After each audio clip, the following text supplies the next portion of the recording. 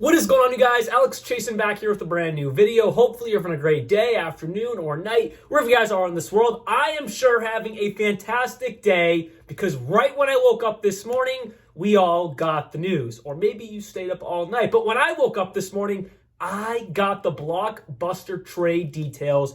James Harden to the Los Angeles Clippers. The man has finally gotten his wish. Oh my gosh. Wow. I did not expect James Harden to be moved anytime soon because there seemed to be no damn traction from either side. The reports 5 weeks ago were Daryl Morey has cut off all conversations with the Clippers, but hey, James Harden got his wish. He's going to LA. Let's discuss both sides of this trade, starting off with the Philadelphia 76ers. So the Philadelphia 76ers received Rocco, Robert Covington, Nicholas Batum, Marcus Morris Sr., KJ Martin, an unprotected 2028 first-round pick from the Clippers, 2 second-round picks from the Clippers, a first-round pick from the Thunder, it doesn't say what year, and then a first-round pick swap via the Los Angeles Clippers. So let's dive into this side here for the 76ers. I've said it before, and I'll say it again, the 76ers at this point right now just needed to get rid of James Harden. He was causing problems within the entire organization, even though he was smiling on the bench. He was smiling with his teammates. I think it was all an act. I really do. James Harden wanted out. Now, was he playing smart business-wise? Sure. He made himself look good by showing up to practice when he needed to, when he absolutely had to. But at the end of the day, it was known he wanted out. So maybe in front of the cameras and in front of his teammates, he wasn't being a jerk. But behind the scenes, he wanted out, and he was not afraid to say it in any facet or medium possible. So the 76ers, Rocco, not bad. Nicholas Batum, not bad. Marcus Morris Sr., not bad. KJ Martin, a very good bench piece that a lot of Clippers fans thought was going to be a huge piece to the roster this year. Nope, it's going to be a 76ers good role player, and then the picks. That's what matters. That Thunder pick probably won't be too valuable because the Thunder are on the rise. That 2028 Clippers first-round pick, that should be very valuable. At that point, Kawhi, PG-13, guys who are injury-prone and have injury problems in the back end of their career, they're either going to be old and not that good or out of the Clippers roster.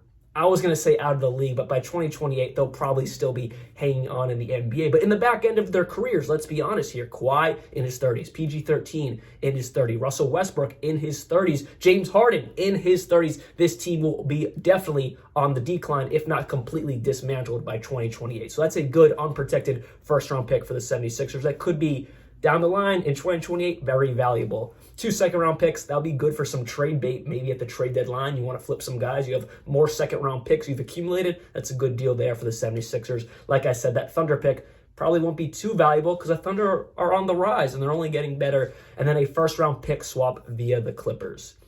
So if I had to grade this trade, for the 76ers, I'd give it a B- because you traded away James Harden, PJ Tucker, Filip Perusev.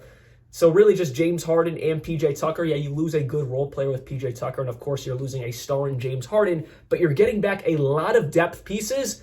And Tyrese Maxey, in just the 3 or 4 games played this season, is averaging damn near 30 points per game. We all knew this was possible. We all knew it could happen.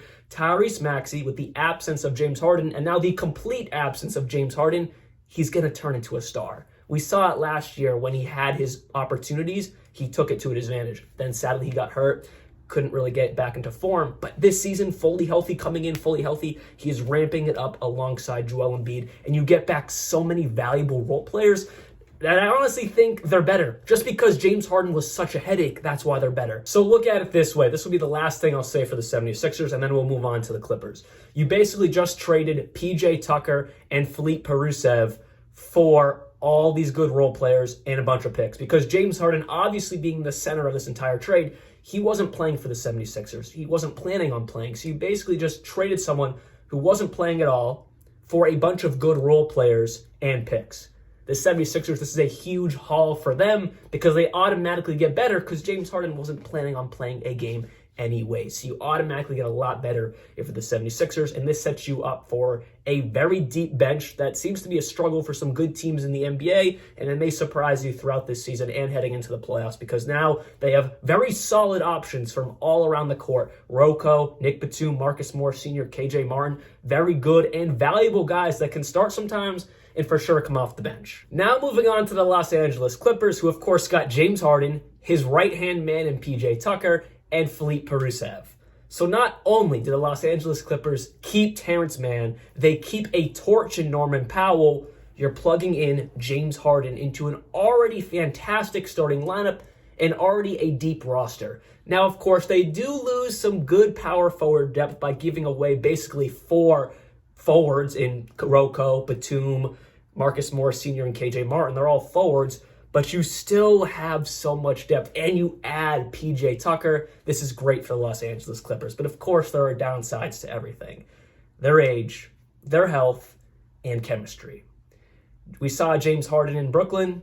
That chemistry did not look too hot, but I will say, benefit of the doubt to him, he did have a couple egos around him in Kyrie and KD.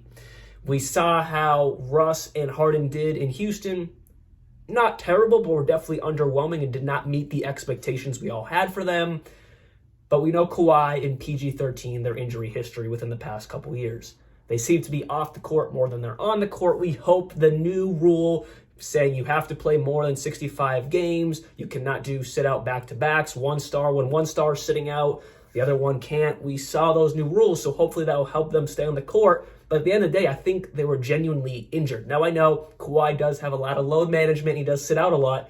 But I genuinely think that he was probably hurt more times than not, especially over the past few years with all the knee injury problems that Kawhi has suffered.